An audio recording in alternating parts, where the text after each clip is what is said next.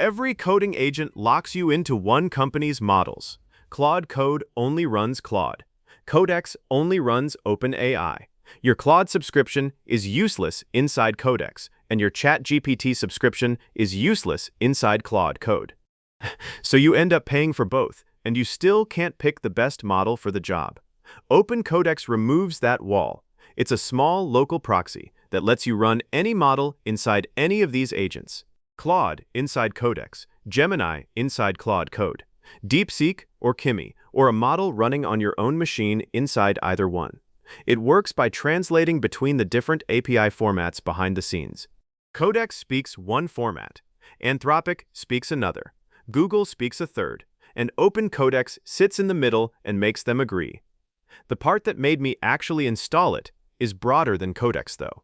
The same proxy now serves Claude Code, OpenCode, Pi, OMP, Hermes, and many more, all from one port. So you're not setting up a separate API key mess in every single agent you use. You set up your providers once, in one place, and then you flip a switch for each agent. Install is one npm command. You only need Node 18 or newer, because the bun runtime it actually runs on comes bundled inside the package and sets itself up during install. After that, you just run OCX start. The proxy comes up and the dashboard is at localhost port 10100.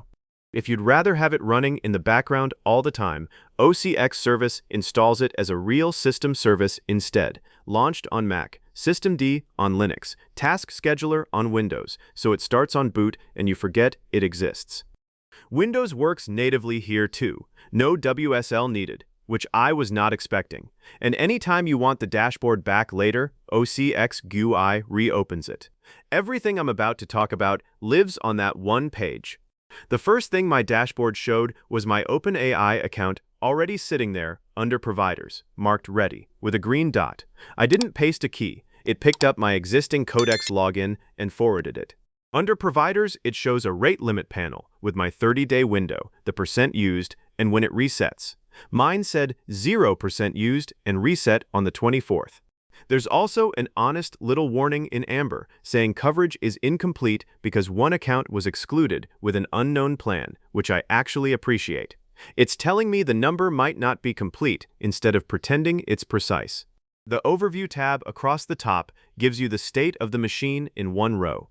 Status, online, version, uptime, provider count, and a 30-day token total. Right under that, there's a line I want to point out, because it confused me at first. It says Codex does not depend on the local proxy. That's a safety readout, not an error. It's telling me if this proxy dies right now, plain Codex still works normally, because nothing permanent got rewritten into my config in a way that would break things. Adding a provider is where the range shows up. Hit Add Provider, and you get 3 tabs: Accounts, Free, and Paid. The Accounts tab is for logging in with an account you already pay for instead of buying API credits. And OAuth works for Anthropic, XAI, and Kimi. Tokens auto-refresh.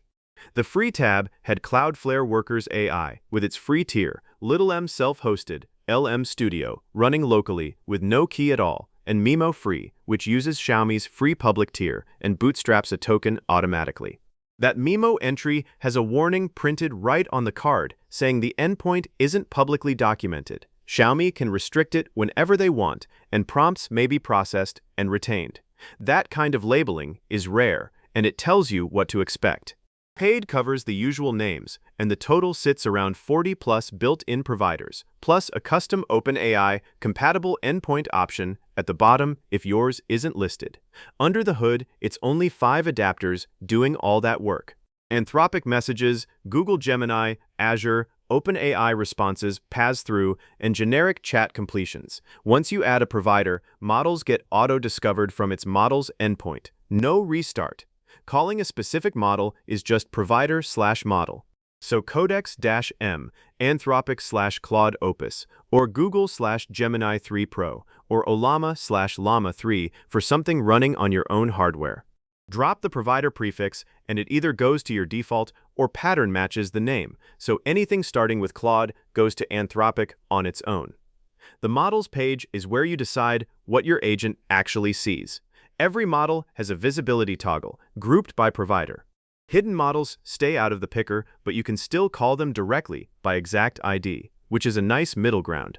Changes take effect on the next turn because OpenCodex invalidates the 5-minute model cache for you. There's also a default context window setting. Mine was set to 350K for providers that don't report their own window. Some relays just don't send that field, and without this, you get a wrong number and weird truncation. Sub-agents get their own page, and this is the part I'd spend time on if you delegate work. You pin up to 5 models in order, and that order sets both the top of the model picker and the default candidates for spawn agent. Mine had GPT 5.5 first, then Sol, Terra, Luna, and 5.4 Mini at the bottom. The reasoning is simple. Heavy architecture work goes to the expensive reasoning model, and cheap, repetitive work goes to the small, fast one, and you stop burning premium tokens on file renames. Non-OpenAI models normally lose 2 things when you route them into Codex: web search and image understanding, because those are OpenAI features. OpenCodex works around that with sidecars. You pick a small model. Mine defaults to 5.4 Mini, and it handles search and image description on the side using your ChatGPT login, then feeds the result back to whatever model you're actually running. So Claude or a local Quen gets real search results and can describe a screenshot you dropped in, even though it never had those capabilities in that pipeline. Integrations is the tab that made this click for me. It lists every coding agent it detected on my machine, with a status badge, the exact config file path, and a single switch. Mine detected 10 clients. Flip the switch on OpenCode, and it writes the OpenCodex provider block straight into config/opencode/opencode.json, and the badge changes from not applied to applied with a timestamp. That's it. Open that agent, and your providers are there. What I want to stress is what happens before it writes. It takes a snapshot of your file first, every single time. Then there's a rollback center right below with an undo button on the newest change, and restore this point on older ones. It keeps 10 backups per client. If you edited that file after OpenCodex wrote to it, restoring asks you a second time and backs up your newer edits too, so even the restore is undoable. The honesty in the docs around this is worth repeating. Formatting is generally not preserved because applying parses the file and writes it back out, so comments in JSON 5 and TOML can be lost. OMP and DeepSeek Harness are exceptions. Their writers patch only their own byte range and leave the rest untouched. And if a value can't be rewritten faithfully, a few of them are loopback only by design. Kimi Code, Minimax Code, and DeepSeek Harness have no config field for the admission header a remote bind needs, so they only work locally unless you tunnel. No real credential ever gets written into a client config either. They use placeholders. Everything in that dashboard has a terminal equivalent, so this scales to a scripted setup. OCX init for interactive setup, OCX sync to refresh models, OCX status, OCX login for OAuth, and OCX integration client enable with a client flag for the switches. Logs are worth checking too. The dashboard shows recent requests with tokens, resolved model, provider, status, duration, and the error detail when something fails. You can filter by session and get a token total and an estimated cost. That cost is list price math from reported tokens, not a bill, and the docs say so directly. 2 things to be clear about before you install it. This is an independent community project, not affiliated with OpenAI or Anthropic in any way, and some providers restrict accounts that route traffic through third-party proxies, so read the terms for whatever you're connecting. Second, the repo is young. MIT licensed, mostly TypeScript, moving fast. That's early enough that you should expect rough edges, and also early enough that the clean exit matters. OCX stop shuts down the proxy, stops the background service, and puts your Codex config back exactly how it was. No leftovers, no orphan processes. For anyone paying for a Claude subscription and a ChatGPT subscription, and maybe some API credits on the side, the practical win here is not novelty. It's that you stop paying twice for the same capability and stop maintaining the same provider config in 6 different places. 1 proxy, 1 dashboard, and every agent on your machine reading from it. Alright, so That's it from the video, and I hope you enjoyed it. If you did, please like this video and subscribe to the channel, and I'll see you in the next video.